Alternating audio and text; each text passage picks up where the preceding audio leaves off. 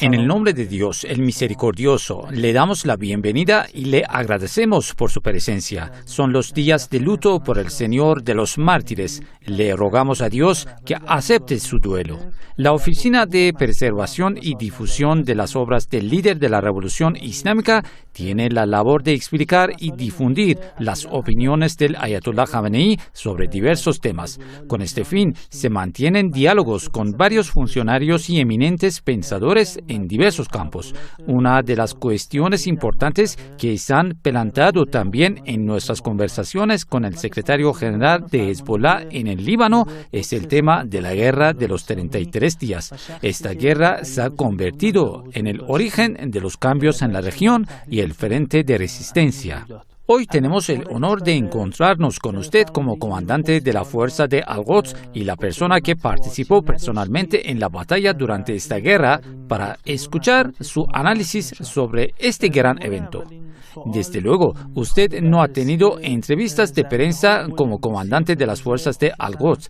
Esta será, si Dios quiere, su primera conversación con la prensa después de 20 años. Como primera pregunta, comenzamos con el análisis de las razones preliminares de la guerra de los 33 días, en particular después de 5 años de la presencia de Estados Unidos en la región, principalmente en Irak y Afganistán. En el nombre de Alá, el compasivo, el misericordioso. Alabado sea Alá, Señor del universo. Paz y bendiciones para el mensajero de Alá y su familia.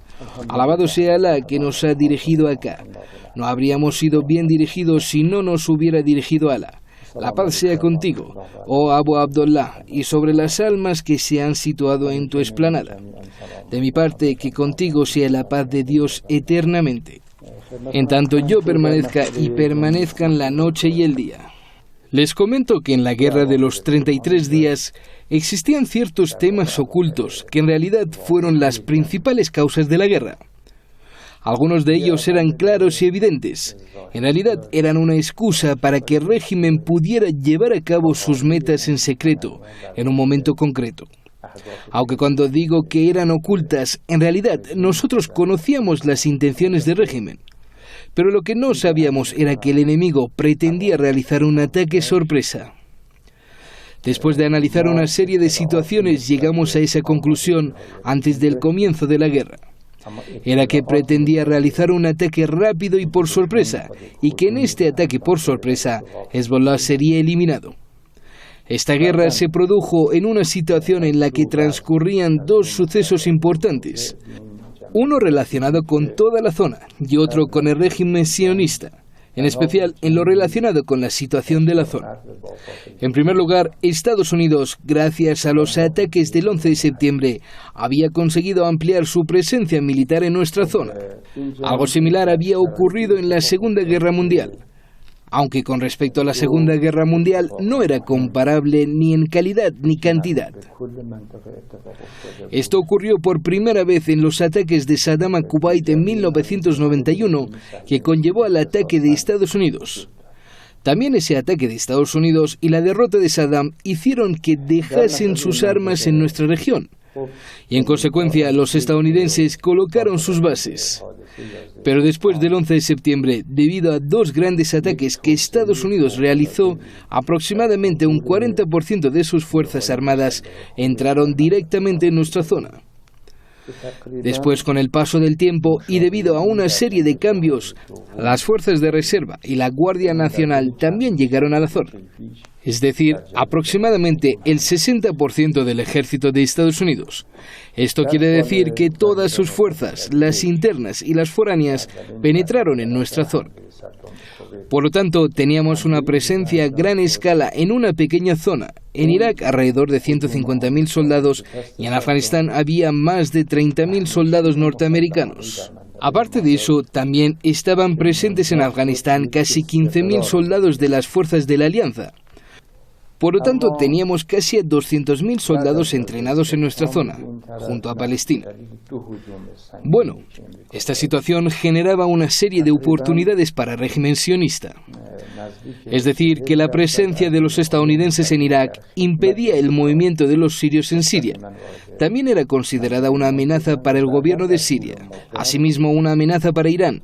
Si ustedes se fijan en la geografía de Irak, en la guerra de los 33 días o en la guerra de 2006, pueden ver que entre el eje que une a estos países con la resistencia principal, Estados Unidos ha conseguido instalar casi 200.000 soldados, con cientos de aviones, helicópteros y miles de unidades blindadas. Bueno, esta situación permitía al régimen sionista aprovecharse y llevar a cabo una serie de operaciones. Este despliegue generaría un miedo en Irán y también asustaría y frenaría a Siria. Por lo tanto, no tenían que llevar a cabo estas dos operaciones militares. El régimen sionista, de acuerdo con esta situación, sobre todo el gobierno de Bush, que era un gobierno radical y que tomaba decisiones rápidas, en especial el equipo que radicaba por aquel entonces en la Casa Blanca junto al régimen sionista.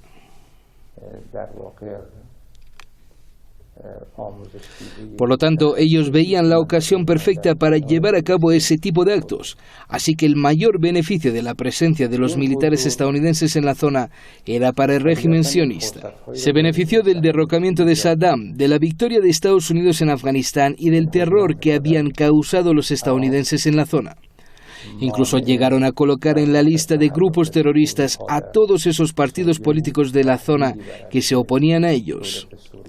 El régimen buscaba aprovecharse de esta situación. Pensaba que esta era la mejor ocasión para llevar a cabo una guerra, un ataque rápido. Porque en el año 2000 el régimen ya había perdido en el Líbano y se había replegado. Había huido tras ser derrocado por Hezbollah. El régimen lo que buscaba era volver a la batalla, pero no para ocupar, sino para derrocar y cambiar la demografía del sur del Líbano. Esto se supo prácticamente al principio de la guerra, que su verdadera intención era cambiar por completo la demografía de las fuerzas y de las personas que estaban en el sur del Líbano, y que tenían un vínculo religioso con Hezbollah. Buscaba que se fuera hacia Siria. En el sur del Líbano querían hacer algo parecido con lo que se había hecho en Palestina en 1967. Asimismo buscaban un plan similar para los chiíes que residían en el sur del Líbano, igual que el mismo plan que llevaron a cabo con los palestinos. Obligaron a los palestinos a salir del sur del país y fueron repartidos en diversos campamentos en el Líbano, en Siria y otros campamentos dentro del mundo árabe. Incluso obligar a Arafat a mover su centro desde el Líbano a Túnez o Marruecos. Crear un gran número de desplazados. Esa misma idea la tenían con los chiíes del Líbano. Por eso, ahora voy a hablar de lo ocurrido durante la guerra para completar el tema. Sobre este tema, los estadounidenses e israelíes tenían una frase muy importante. Al principio de la guerra, los estadounidenses, Bush usó unas palabras muy vulgares. El micrófono estaba abierto. Yo no voy a repetirlas porque solo eran adecuadas para él. Las palabras que dijo no eran sobre la guerra, sino sobre el resultado de esta. Aunque Rice las dijo con más cortesía y diplomacia. Ella dijo que cuando estas matanzas y lamentos habían aumentado en el sur del Líbano y los bombardeos con alta tecnología que les había generado una gran soberbia, y gracias a esta tecnología conseguían destruir cualquier punto, provocaban matanzas que dejaban como insignificantes la masacre de Cana. Usó esa palabra. En realidad comparó esos llantos con esa palabra vulgar. Dijo que este sería el nuevo dolor de parto de Oriente Medio. Los llantos de los niños bajo los escombros y los gritos de las mujeres inocentes lo compararon con el dolor que produce el parto. Por lo tanto, esta frase muestra que había un gran plan. Pero sobre el papel del régimen sionista en este tema, el régimen había pensado en un gran campamento y unos cuantos barcos. Los campamentos para poder detener a la gente y trasladarlas ahí. En un principio, un campamento dentro de Palestina con una capacidad para 30.000 personas. Después pensaban dividirlos. A la gente normal lo mandarían a otros países. Y todos aquellos que en su opinión eran delincuentes o dependían de Hezbollah los detenían. Con los barcos que tenían preparados los trasladaban a otro lugar. Por lo tanto, vemos que esta guerra, a diferencia a otras en las que todo termina destruido por igual, en esta guerra actuaba con mucha cautela y con planificación. Es decir, primero tomaron como blanco de su ataque a un grupo. En este caso, su primera intención era Hezbollah. Después ampliaron su plan de destrucción para todos los grupos chiíes del sur del Líbano, para así poder llevar a cabo completamente este cambio demográfico. Por lo tanto, al analizar esta guerra, lo que podemos entender de sus planes secretos, cosa que después ellos mismos admitieron, el propio Olmert y después el jefe del ejército, era que planeaban llevar a cabo un ataque por sorpresa. Si ese ataque por sorpresa se hubiera llevado a cabo, gran parte de las infraestructuras de Hezbollah serían eliminados en bombardeos aéreos.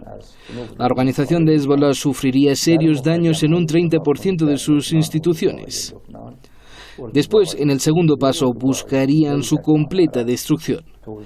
Pero en realidad buscaban un gran beneficio con la presencia de los estadounidenses en Irak y Afganistán. La decisión de los países árabes de apoyar a Israel en esta guerra, su intención de destruir a Hezbollah y todos los grupos chiíes en el sur del Líbano. Todo eso lo dijo el propio Olmert. Durante uno de sus discursos dijo que era la primera vez que todos los países árabes, con todos se refería a esa minoría de países árabes del Consejo de Cooperación de Países del Golfo Pérsico. Entre ellos también estaba Egipto y otros más. En aquel entonces podíamos tener en cuenta una excepción.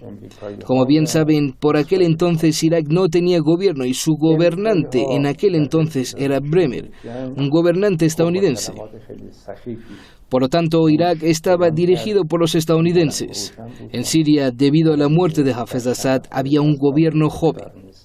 Por lo tanto, la minoría a la que se refería eran a estos países en sus palabras, cuando dijo que en una guerra contra una organización árabe, todas las naciones árabes apoyaban a Israel.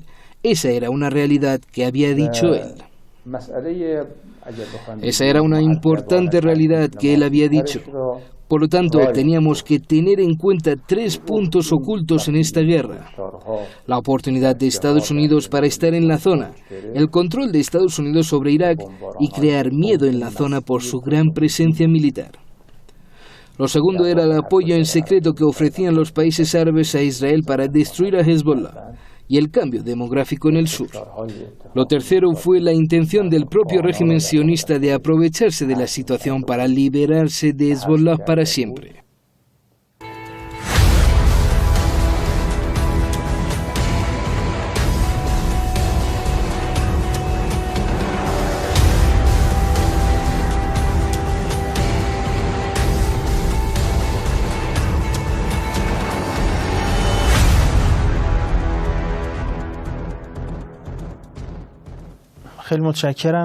Usted ha detallado bien las causas ocultas de esta guerra. ¿Cuál fue el pretexto y las razones aparentes de esta guerra?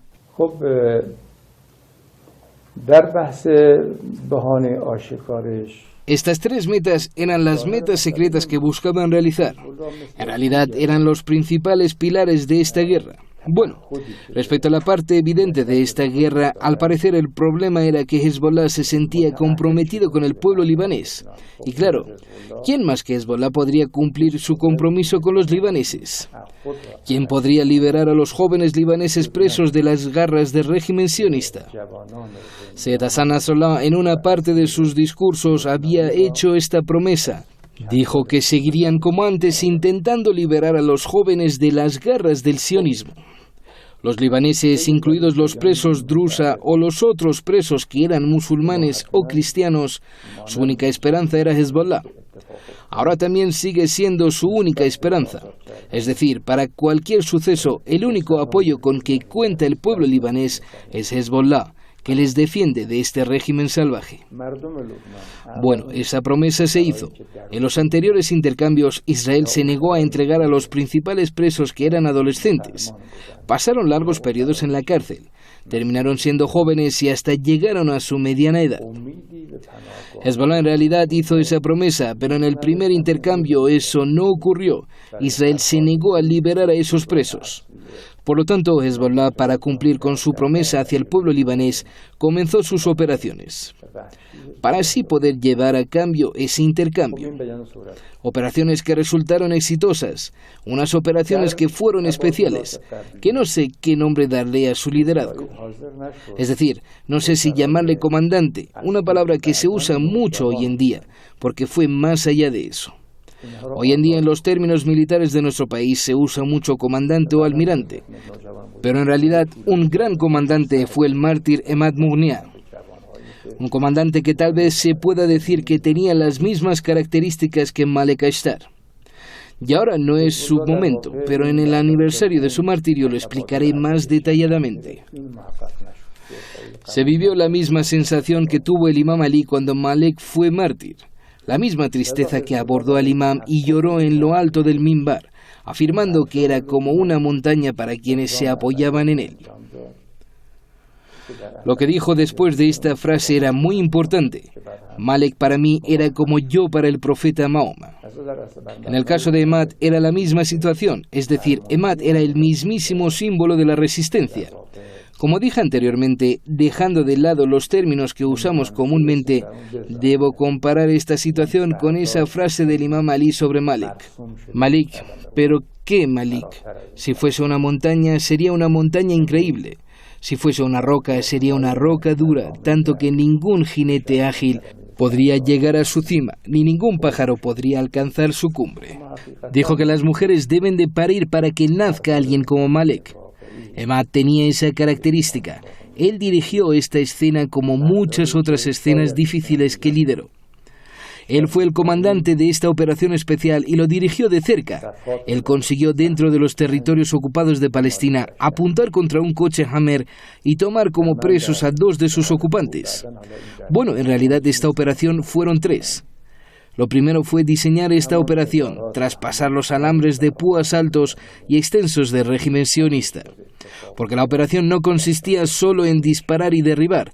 Tenía que atravesar la zona y tomar como rehén a los ocupantes del coche. Por lo tanto, la operación debía llevarse a cabo con mucho cuidado para que los ocupantes no muriesen.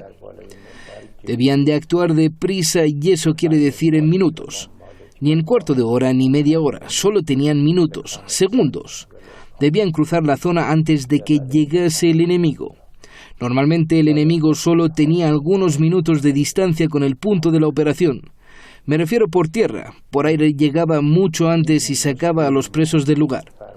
Y la parte tercera de la operación consistía en trasladar a los presos de forma rápida y lejos del peligro del enemigo a un punto seguro.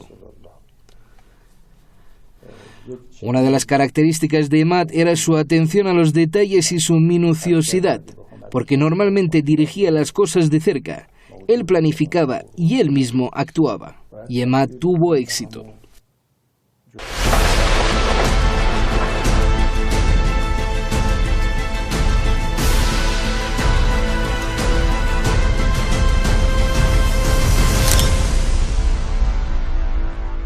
La guerra comenzó con este pretexto y se lanzaron ataques severos contra las posiciones de Hezbollah. ¿Cómo reaccionó Hezbollah en el Líbano en las primeras horas y días? Especialmente teniendo en cuenta que Israel había hecho que la captura de los 2 soldados por parte de Hezbollah fuera una excusa para lanzar este brutal ataque. Esta presión psicológica ya se había impuesto naturalmente. Bueno, debo señalar 2 puntos. Hezbollah cuenta con una unidad que es inaceptable por parte del enemigo. Es decir, Hezbollah por su creencia religiosa y política no puede aceptar al enemigo. Y el enemigo también es incapaz de llegar a un acuerdo con Hezbollah. Por lo tanto, esta enemistad es continua. En aquel entonces también era la misma situación.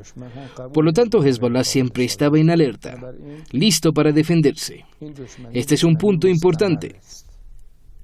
Hezbollah siempre se encuentra preparado y con planificación. Por lo tanto, estaban preparados. No tenía nada que ver su situación con esta operación. Esta operación aumentó su preparación en otros aspectos. Aumentó su conciencia, pero las fuerzas militares y sus equipamientos estaban listos desde antes. Ahora la situación no ha cambiado, es decir, Hezbollah está siempre preparado al 100%. La preparación de Hezbollah no es como otros grupos, que primero anuncian la alerta amarilla y después pasan a la roja. O por ejemplo, 30%, 70% y después 100% de preparación. No, Hezbollah siempre se encuentra en una preparación del 100%. Aquel día la preparación era del 100%, hoy también está preparado al 100%. Lo que pasa es que la calidad de esta preparación varía según las capacidades con las que cuentan en cada momento. El segundo punto importante es que Hezbollah, antes de llevar a cabo una operación, realiza una serie de preparaciones de seguridad.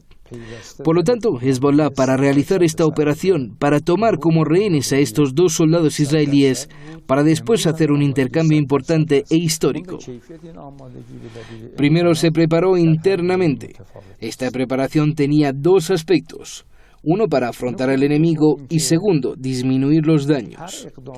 Por esa razón, cuando el régimen llevó a cabo una serie de operaciones, en especial en las primeras horas, contaba con un archivo de información. Todo ese archivo que tenía desde antes fueron entregados a sus fuerzas aéreas, y sus fuerzas aéreas, en base a ese archivo que contenían las coordenadas exactas de Hezbollah, comenzaron la operación. Gracias a las medidas que tomó Hezbollah, tanto a nivel de fuerzas como equipamientos, recibieron el mínimo daño. Se puede decir que en los primeros momentos del ataque no sufrió ningún daño. 10 días más tarde, el enemigo anunció que toda la información que tenía eran los mismos objetivos que buscaba. Eso quería decir que habían conseguido eliminar todos los objetivos que pretendían de Hezbollah. Pero después se supo que todo lo que había hecho era totalmente diferente a lo que creía. Eso se logró gracias a la actuación de Hezbollah, que había dejado sin efecto los ataques del enemigo. El segundo punto, a la hora de prever el resultado de estas guerras y contraataques, normalmente no terminaba en una guerra completa.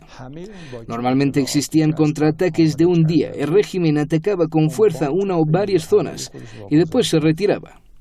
Pero desde los primeros momentos se llevó a cabo toda la operación que había sido diseñada anteriormente. Es decir, el plan que tenían y pretendían llevar a cabo a escondidas lo ejecutaron de golpe. Aunque ahora estamos diciendo que a escondidas, pero después detallaré que en 2 semanas lo comprendimos, por nuestra fe y no en base a la información. Al final de la guerra comprendimos que los enemigos de antemano tenían un plan organizado para sorprendernos en esta operación. Todo lo que supimos fue gracias a la información que obtuvimos del propio enemigo.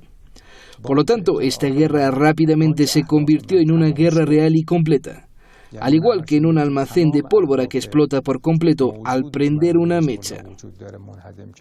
Al parecer, de golpe se ejecutaron todos esos planes y esa gran explosión, que fue llamada la Guerra de los 33 días, ocurrió. Bueno, el primer día que ocurrió todo, yo volví al Líbano, porque el día anterior estuve ahí. Me fui a Siria, pero todos los caminos estaban bajo el fuego, en especial la entrada fronteriza principal que conecta el Líbano a Siria. Este camino estaba constantemente bajo el fuego de los aviones enemigos. Bueno, tuvimos una llamada de nuestros amigos y Emad vino a buscarme por una vía segura y me llevó al Líbano desde Siria por un camino que en parte lo recorrimos en coche y en parte a pie. En aquel entonces la guerra estaba más concentrada en las instalaciones de Hezbollah y el sur del país, y también algunas zonas en el centro y el norte. Transcurrida la primera semana desde Teherán, insistían en que volviera para dar explicaciones de lo ocurrido, y yo volví por un camino secundario. Cuando llegué, el líder de Irán estaba en la ciudad de Mashhad. Fui a verle. En la reunión se encontraban los 3 jefes de los 3 poderes de Irán, así como los principales miembros del Consejo de Seguridad Nacional. Ofreció un informe sobre la situación. Mi informe fue amargo, es decir, que en mis explicaciones no se percibía la posibilidad de una victoria y que la guerra era totalmente diferente esta vez. Era una guerra totalmente tecnológica y precisa. Edificios de 12 pisos eran destruidos con una sola bomba. Los objetivos eran elegidos con precisión. En los pueblos que suelen estar pegados unos a los otros, es muy difícil apuntar para los bombarderos. Pero la guerra se fue moviendo desde Hezbollah a los pueblos. Es decir, atacaban solo a un pueblo que era chií y no perjudicaban al pueblo de al lado que estaban nuestros hermanos cristianos o suníes. Es decir, en un pueblo uno estaba tranquilamente fumándose una shisha y el pueblo de al lado estaba bajo fuego. Yo ofrecí mi informe en esa reunión. Coincidió con la hora de rezo. Fuimos para rezar. El líder también fue. Mientras se subía las mangas me hizo una señal para que me fuera. Me dijo, ¿querías decirme algo sobre tu informe? Dije, no, solo quería explicar la realidad. El líder dijo, lo entendí, pero ¿no querías decirme nada más? Le dije que no.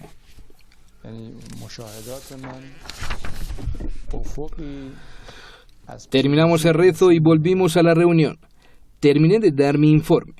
El líder comenzó a hablar. Dijo varias cosas. Entre ellas señaló que lo que se había dicho sobre la guerra era tal cual. Esta era una guerra muy difícil, pero creo que esta guerra es como la batalla de las trincheras. Los rezos de esta guerra o de la batalla de las trincheras son las mismas. Y el líder comenzó a leerlos. La situación de los musulmanes, de los seguidores del profeta, nos daba a entender esta situación. Pero yo creo que la victoria en esta guerra será como la victoria en la batalla de las trincheras. Me extrañé mucho porque mis conocimientos militares decían otra cosa. Deseaba que el líder no hubiese dicho esto, que ese fuera el resultado, es decir, la victoria, como la gran victoria del profeta. Después dijo dos puntos que eran muy importantes.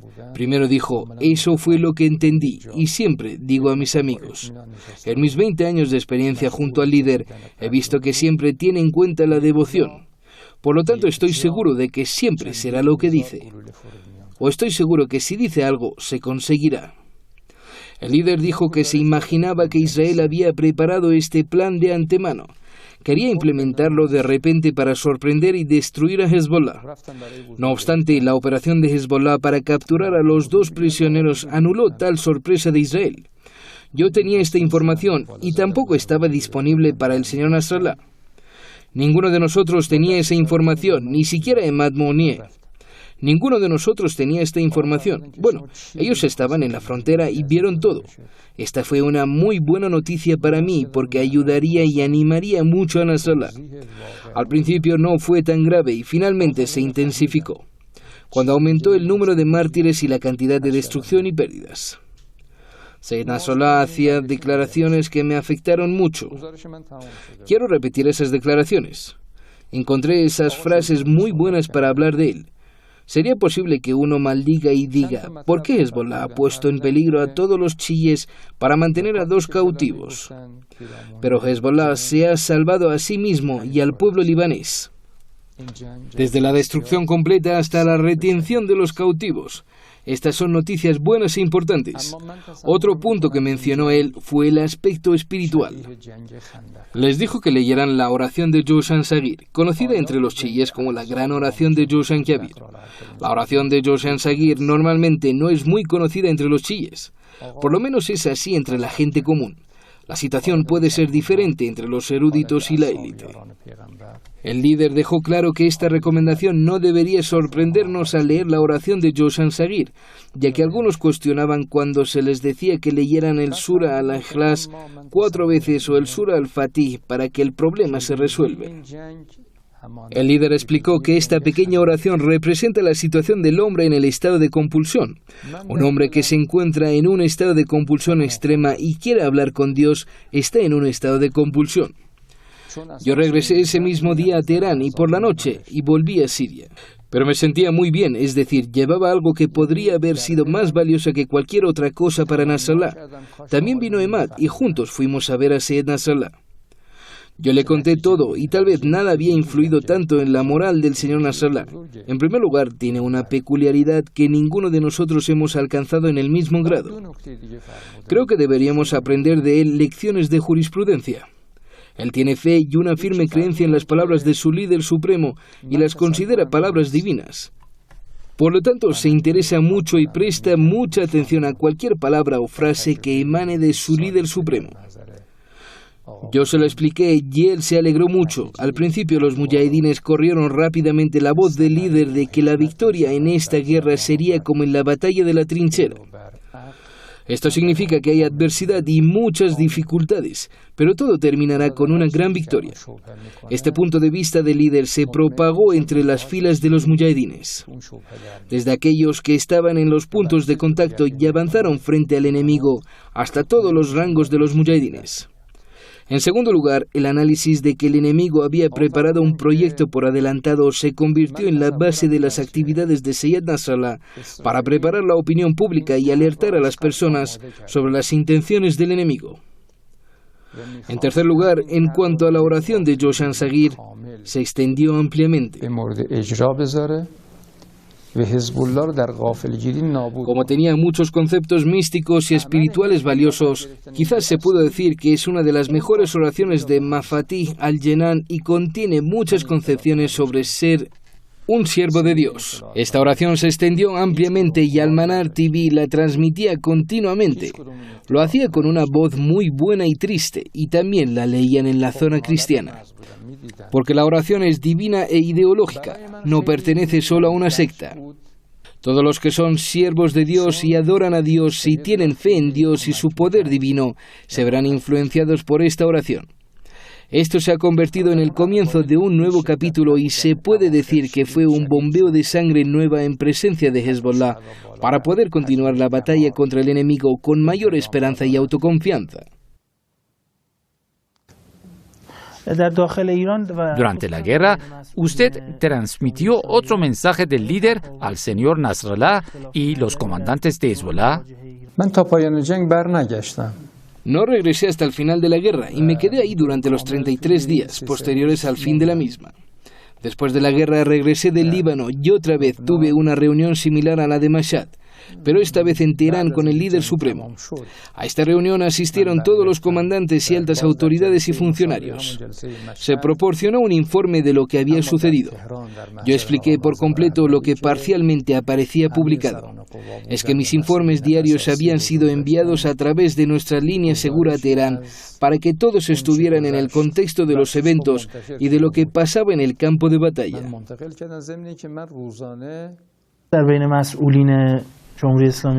¿Cuáles fueron las opiniones dentro de Irán y la reacción de la República Islámica al respecto?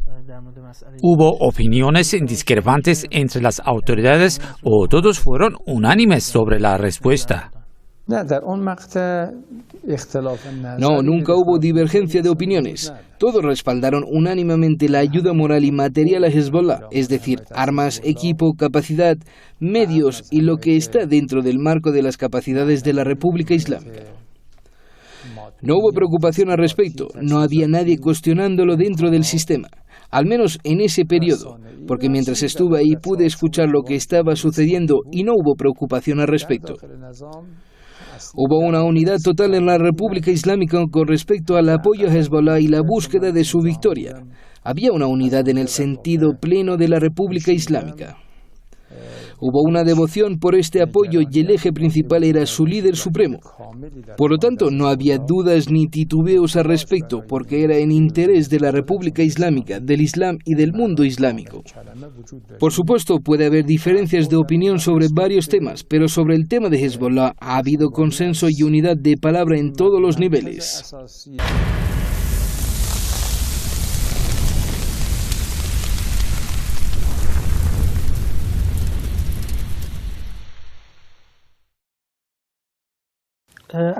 Se ha hablado poco de la dimensión de las operaciones de la guerra de los 33 días o la mayoría de las declaraciones e informaciones eran sobre la situación del régimen sionista en esta guerra. Nos gustaría saber de usted mismo detalles sobre las estrategias que se han seguido en las operaciones de Hezbollah en el Líbano, ya que usted ha participado activamente en el conflicto. Todavía hay cosas que no se pueden revelar sobre la guerra de los 33 días. Quizás porque solo han pasado 13 años desde esa guerra. Todavía tenemos muchos años para revelar algunos de sus secretos y lo que Hezbollah hizo, que sigue siendo un secreto. Pero hay varios puntos importantes y útiles de los que hablar. Hezbollah tenía un centro de operaciones en el corazón del suburbio y sus edificios adyacentes fueron bombardeados y destruidos constantemente. Todas las noches había 2 o 3 grandes edificios altos de 12 pisos o 13 pisos, más o menos, y normalmente no tenían más de 15 pisos que colapsaban completamente. Una noche, cuando estábamos en el centro de operaciones, todos los oficiales del departamento de guerra estaban en esa sala. Este centro de operaciones no era subterráneo, sino uno normal. Pero hay algunos dispositivos de comunicación y enlace para poder comunicarse y contactar con diferentes partes. Después de que bombardearon y destruyeron los edificios cercanos a nosotros, sentí que era de noche y que eran alrededor de las 11 de la noche. Sentí que había una seria amenaza para la vida del señor Nasrallah y decidí llevarlo a otro lugar. Emad y yo consultamos. Seyed raramente aceptaba dejar el centro de operaciones. Salir no significaba dejar el barrio. De un edificio que imaginábamos que estaba en riesgo debido a las idas y venidas que había y debido a que los aviones MK, es decir, drones israelíes, volaban constantemente sobre nuestras cabezas en los 3 suburbios y monitoreaban cuidadosamente todos los movimientos, las idas y venidas incluso de una moto. Entonces el suburbio estaba completamente en silencio a las 12 de la noche. Era como si nadie viviera ahí, en el corazón del suburbio que era el centro principal de Hezbollah. Acordamos trasladarnos de aquí a otro edificio y lo hicimos. No había una gran distancia entre el primer y el segundo edificio. Cuando nos trasladamos, tan pronto entramos en ese edificio, hubo nuevos bombardeos y bombardearon las cercanías de aquel edificio. Esperamos ahí porque teníamos una línea segura y no se debía interrumpir una conexión, especialmente la del señor Nasrallah e Imad. Otro bombardeo ocurrió nuevamente y destruyó un puente adyacente a ese edificio. Sentimos que estos bombardeos vendrían seguidos por un tercero y que podrían bombardear este edificio también. Solo había 3 personas en el edificio, el señor Nasrallah, Emad y yo. Entonces decidimos salir del edificio a otro. Los 3 salimos y no había automóvil y el suburbio estaba completamente oscuro y nublado. Había un silencio absoluto. Solo había voces de régimen sionista por el suburbio. Llevaba puesto un traje de camuflaje militar. Me quité la camisa militar y me quedé con la camisa de civil que llevaba puesto debajo. Era una camisa común, pero mis pantalones eran pantalones militares. Emad nos dijo a mí y al Seyed que nos sentáramos a la sombra de un árbol. No bajo su sombra, porque era de noche y no tenía sombra, sino que nos sentáramos debajo de él para estar protegidos a pesar de que no protegía. Debido a que los aviones MK con cámaras detectan la temperatura del cuerpo humano y lo distinguen de otras fuentes térmicas. Así que el concepto era que nada podía estar oculto. Nos sentamos en ese lugar y recordamos la historia de Moslem, no para mí, sino para Nasrallah. Seyed era el propietario de ese lugar. Emad se fue y encontró rápidamente un automóvil y regresó, y quizás no tardó más de unos minutos. Regresó rápidamente. Lo que quiera destacar de Emad, me temo que como ayer se interrumpa la sesión, pero no tenía rival, especialmente en la planificación. Cuando llegó el auto, los aviones MK volaban sobre nuestras cabezas y se enfocaban en nosotros. Cuando conseguimos el auto, los aviones se enfocaron en él. Sabes que cuando los MK envían sus señales, estas se transmiten a Tel Aviv y ellos ven las escenas e imágenes en sus centros de operaciones. Nos llevó tiempo pasar de un subterráneo a otro y luego pasar de este automóvil a algo que no se puede mencionar ahora para engañar al enemigo.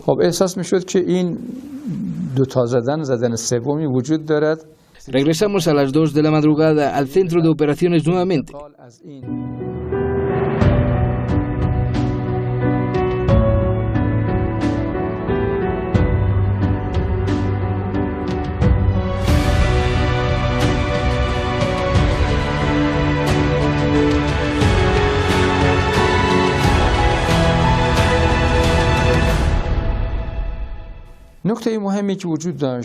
El punto importante era que generalmente había una aceleración rápida en las guerras.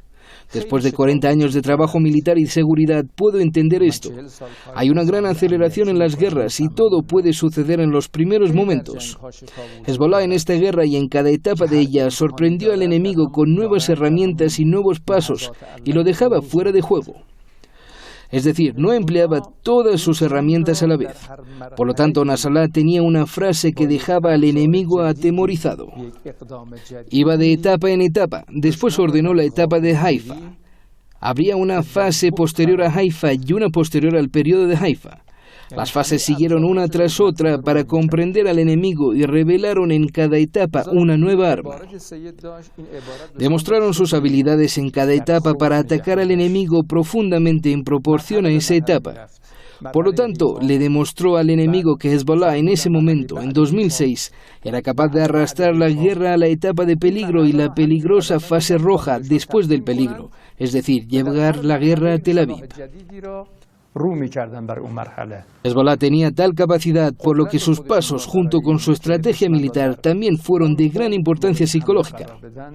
Es decir, llevaba a cabo acciones militares y creaba desafíos y dificultades para el enemigo en cada etapa, en un área geográfica particular del territorio palestino ocupado. El enemigo también estaba psicológicamente confundido. El segundo punto con respecto a las herramientas, que el enemigo imaginaba que había reducido la capacidad de Hezbollah a cero en la medida de sus operaciones masivas o que había caído a su nivel más bajo. En cada etapa el enemigo declaró que Hezbollah ya no era capaz de disparar cohetes y que no conservaba ninguna capacidad misilística. Ese día y al siguiente Hezbollah estaba disparando cohetes en mayor número que el día anterior. El lanzamiento de cohetes no es fácil, o sea, un territorio al que le llovía artillería pesada desde el aire. Quiere salir de su búnker y organizar los objetivos, disparar cohetes contra los objetivos para que no cause daños y pérdidas y luego regresar al punto seguro. Esto es muy difícil.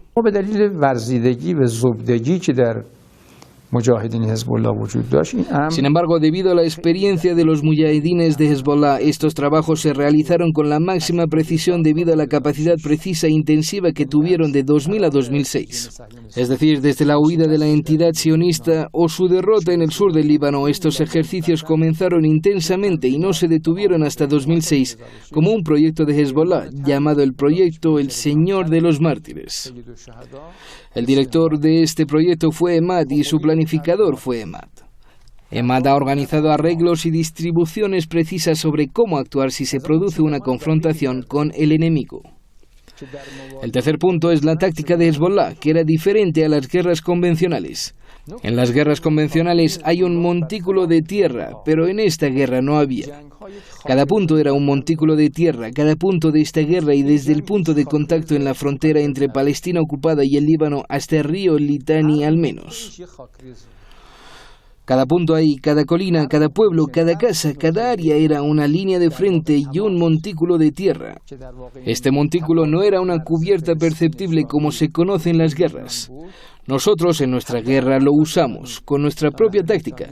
Si quisiera comprarlo, toda esta táctica adoptada por Hezbollah sería como un campo de minas vasto. Un campo de minas vasto en el que no había un punto de vacío y seguro. Observe cómo se mueve el enemigo y verá cómo no ha podido ingresar a algunas aldeas cercanas a la frontera como Ait al-Shab. No pudo ingresar a estas aldeas y no pudo ingresar a las ciudades. Finalmente, decidió ir desde el Valle Oriental para entrar y avanzar hacia el Litani. De hecho, este era el punto débil del enemigo ahí. Un punto importante aquí en esta guerra es golpe de Hezbollah, similar al golpe del Imam Ali en la guerra de trincheras. En la derrota a Amr bin Abdul Wad, el profeta dijo que el golpe del Imam Ali equivalía a la adoración de los cielos de la humanidad y los genios. ¿Por qué? Porque salvó el Islam. Golpes planeados por Hezbollah, algunos de ellos paralizaron de repente toda la estructura de la entidad sionista. Entre estas estructuras estaba el poder naval de la entidad sionista. Se sabe que el acceso al sur tenía una vía de transporte.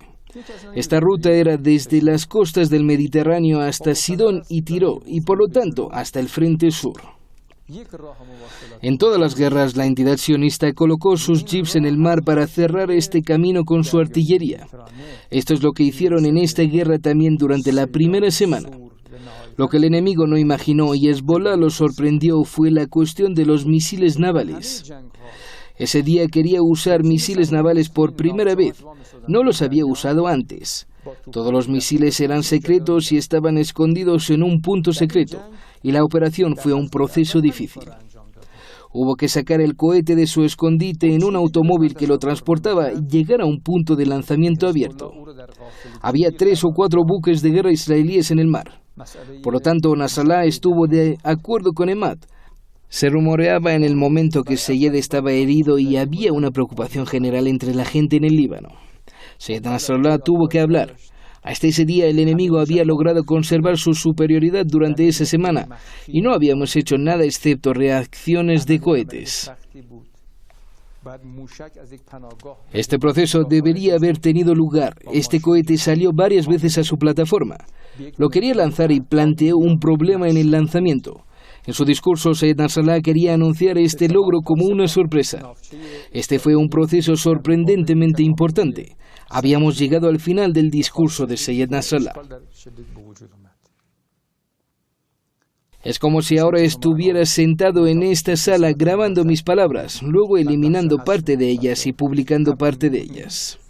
O más tarde me muestren que eliminé parte de él. El discurso del señor Nasrallah debería haberse organizado en la sala. Había una habitación lateral y estábamos sentados juntos con Emad y otro hermano. El enfrentamiento continuaba y el misil aún no se había disparado. La palabra del Señor llegó a su fin y quiso decir la paz y misericordia de Dios. Cuando llegó a este punto y antes de que Seyed hablara, el misil fue disparado. El misil fue lanzado con una velocidad superior a la del sonido, golpeando el objetivo rápidamente. Por lo tanto, Seyed Nasrallah lo dijo al final de su discurso, en lo que parecía una declaración metafísica como si estuviera viendo la escena. Dijo que ahora se podía ver que el acorazado israelí estaba ardiendo. Esto coincidió con el momento en que el misil alcanzó el objetivo. Esta es en sí misma una filosofía que puede no ser ampliamente aceptada por el público, pero por el amor de Dios que coincidió con las palabras del maestro y golpeó a esta barcaza con precisión. Sin embargo, estos acorazados tienen capacidades de interferencia y distorsión, y pueden distorsionar el camino del misil y tener antimisiles. Pueden golpear el misil antes de que llegue. Pero el misil lo golpeó y partió la barcaza en dos. Así se deshicieron de la fuerza naval sionista hasta el final de la guerra, donde no se vio su armada. Se vio que toda la fuerza naval sionista se desapareció con un misil. Por supuesto, esto es algo que merece un análisis y debate y se puede hablar durante mucho tiempo. Un aspecto de la charla son las capacidades sionistas.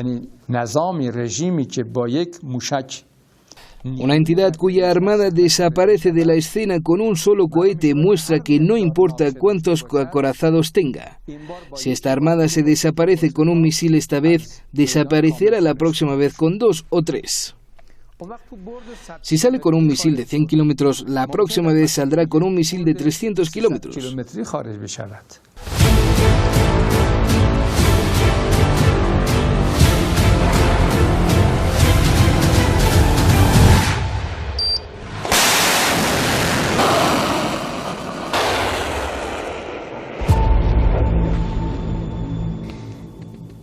Fue un milagro y una gran victoria. Las personas que fueron desplazadas o expuestas a los bombardeos gritaron y lanzaron al aire su alegría. Esta fue otra sorpresa de Hezbollah y cambió la ecuación.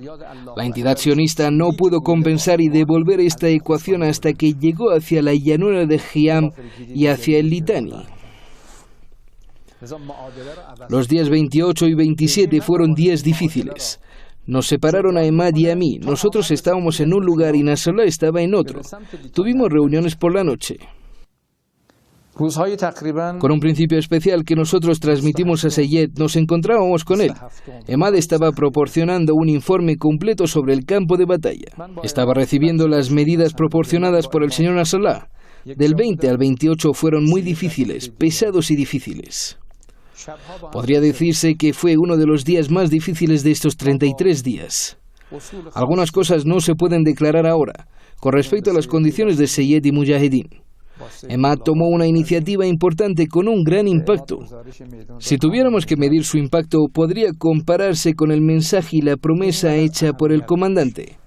Fue tan importante.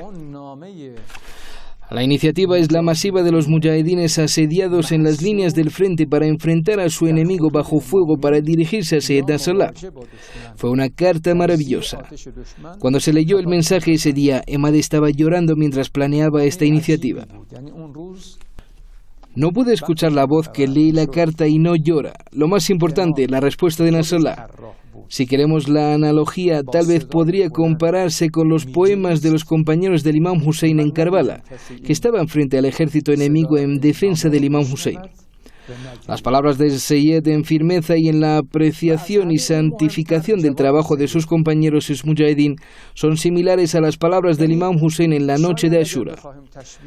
Estas dos palabras, cada una de las cuales tuvo una gran influencia, fueron verdaderamente divinas. Estas declaraciones y escritos de los combatientes mujahidines de la escena y la respuesta del Señor tuvieron efectos enormes y proporcionaron a todos una gran energía. Pero se ha revertido desde el día 28. Aquí debo señalar un punto si se transmite. Espero que todos lo escuchen. Hemos tenido muchas de estas escenas y eventos en la épica de la defensa sagrada y la guerra impuesta. Siempre dije que uno de los indicadores de nuestra elegibilidad en la guerra eran la moral de los combatientes y su alta espiritualidad, como el comportamiento y la altura del bloqueo. Estaban diciendo cosas por detrás del telón una vez que estábamos en Shalamche y queríamos hacer operaciones. Antes de la quinta operación en Karbala, quizás hace 1 año y medio, para que el enemigo no se percatara, desplegamos las fuerzas de inteligencia designadas para nuestras operaciones. Y el agua estaba delante de nosotros, y ese día 2 de nuestros jóvenes, Sadeghi y Musaipur, fueron de exploradores y no regresaron. Teníamos un hermano con un carácter muy místico, era un joven y estudiante de escuela, pero él conocía mucho el alma. Es decir, puede haber sido poco común en la mística práctica. Había alcanzado un rango que los grandes eruditos no alcanzaban hasta después de 70 u 80 años, pero lo había alcanzado. Él me llamó y dijo que fuera. En ese momento estaba en Rakal y yo estaba en Ahvaz cuando llamó. Yo fui y Akbar Musaipur y Sadeghi fueron y yo volví. Yo estaba muy molesto, dije que el enemigo nos tomó prisioneros, incluso antes de comenzar estas operaciones. Lo dije enojado. Me quedé allí esa noche y luego volví y tuvimos múltiples frentes. Me llamó 2 días después y me dijo que entrara. Me dijo que al día siguiente Akbar Musaí volvería. Su nombre era Hussein y dije, Hussein. Usé una palabra que no debería mencionar ahora. Dijo que Hussein sonrió levemente. Todavía lo tengo grabado en mis ojos. Hussein dijo que el hijo de Ghulam Hussein dice esto. El nombre de su padre era Ghulam Hussein. Era un valioso maestro de secundaria y su madre también era una maestra de secundaria, hija de maestros. Fue maestro desde la adolescencia.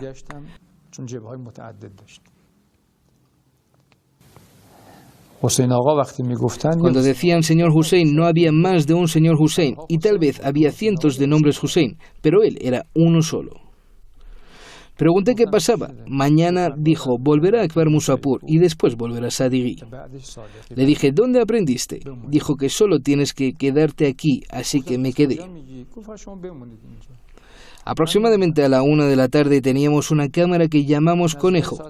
La envolvimos en bolsas y lo pusimos en la torre del castillo. Los hermanos en inteligencia e información estaban detrás de la cámara y dijeron que vemos algo negro en el agua. Entonces me acerqué a ellos y lo encontré como decían. Hay algo negro tirado en el agua y los jóvenes entraron al agua y descubrieron que Akbar Musaipur. Al día siguiente llegó Hussein Sadeghi y esto fue algo maravilloso. Ambos habían sido martirizados en el agua y llevados de vuelta al mismo punto. Le dije a Hussein, ¿cómo supiste esto? Él dijo, anoche vi en el sueño a Akbar Musaipur y me dijo, Hussein, no caímos en cautiverio, fuimos martirizados y volveré mañana a esa hora. Y Sadeghi regresará al día siguiente. Luego me dijo, esta es una oración muy importante. Dijo, ¿sabes por qué Musaipur me habló? Era un joven de Siria. ¿No te lo había dicho Sadeghi? Dije, no. Él dijo, debido a que Akbar Musaipur tenía 2 virtudes, la primera en que estaba casado y la segunda en que no abandonaba la oración nocturna incluso mientras estaba en el agua. Estas 2 virtudes vino a decirme. Hussein luego fue martirizado. Quiero volver a este punto, que en aquella situación las cosas eran muy difíciles. Un hermano de Hezbollah que era religioso y fue responsable en el sur del Líbano, dijo que había visto a una dama venir junto a otras 2 mujeres. En ese estado de visión sentí que ella es la señora Zahra, la paz sea con ella. Entonces ella se apresuró a sus benditos pies. Dice, le dije en árabe, ya ves cómo es nuestra situación, y la señora dijo que lo arreglará. Le dije, no, como si insistiera en que me pusiera de pie y estuviera decidido a recibir algo de ella. Después de insistir, dijo que se arreglaría y sacó un pañuelo y lo sacudió así y dijo que ya está. Un momento después, un helicóptero israelí fue alcanzado por un misil. Luego comenzó la cuenta regresiva para la entidad sionista y su derrota golpeó sus tanques. Y desde entonces cambió la ecuación y apareció una nueva ecuación. Los misiles Kornet se revelaron por primera vez en esta guerra y los primeros tanques que aparecen fueron alcanzados. Los tanques israelíes de Merkava, que aún no han sido atacados de esta manera, fueron destruidos unos 7 tanques en un día.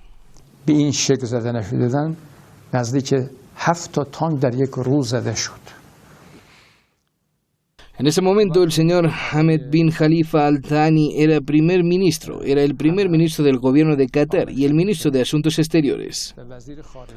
Más tarde contó que en esos días nunca permitirían discutir y hablar sobre detener la guerra. Estaba en las Naciones Unidas. Él dice, desesperado y fui a mi casa a descansar. Y si encuentro que el malvado John Bolton me está buscando preocupado. Él dice, ¿dónde estás? Le dije, ¿hay un nuevo evento? Él dijo, vamos a las Naciones Unidas. Fuimos. El embajador de Israel en las Naciones Unidas está muy preocupado y tenso. Ambos me dijeron, ahora esta guerra debe ser detenida. Dije, ¿por qué? Dijeron, si la guerra no se detiene, el ejército israelí será destruido. Entonces renunciaron a todas sus condiciones anteriores y las excedieron. Tenían que aceptar los términos de Hezbollah y aceptar el alto el fuego. Esta gran victoria se logró para Hezbollah. Esto no fue solo una victoria, sino un punto de simpatía que puso fin a las posibilidades y percepciones del posterior ataque de la entidad sionista al Líbano. Esta percepción todavía existe hoy. Y creo que es una percepción que no puede desaparecer fácilmente. Hezbollah no solo cambió la percepción de la entidad sionista con respecto a atacar al Líbano, sino que efectuó sobre cualquier percepción de los sionistas en realizar cualquier otro ataque.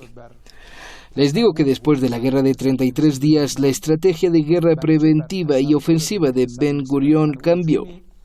O la estrategia de ataque de la entidad sionista lentamente a solo una estrategia de defensa. Visten el evento que tuvo lugar hace semanas, donde Hezbollah amenazó con atacar a la entidad sionista y tomar represalias por los 2 mártires. ¿Cómo la entidad sionista huyó de 3 a 5 kilómetros desde el punto fronterizo hasta la parte trasera? En la medida en que el corresponsal de los campos fue al lado del alambre de púas y dijo, te estoy hablando desde Palestina ocupada.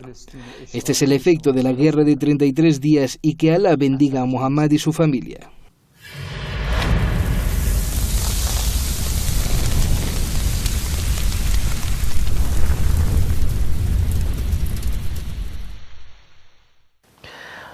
خب خیلی متشکر. به عنوان آخرین سوال با توجه به اینکه En estas fechas conmemoramos la defensa sagrada, cómo se ha vinculado y se ha mantenido la cultura y la literatura de la defensa sagrada con el frente de resistencia en la región. جبهه مقاومت در منطقه پیوند خورد و چطور تا الان استمرار داشته. ببینید دفاع مقدس. Con respecto a la épica de la defensa sagrada, si volvemos al curso de los acontecimientos en el Islam temprano, descubriremos que el imán de los fieles seguía el ejemplo del mensajero de Alá cuando predicaba y cuando escribía cartas y cuando pronunciaba discursos.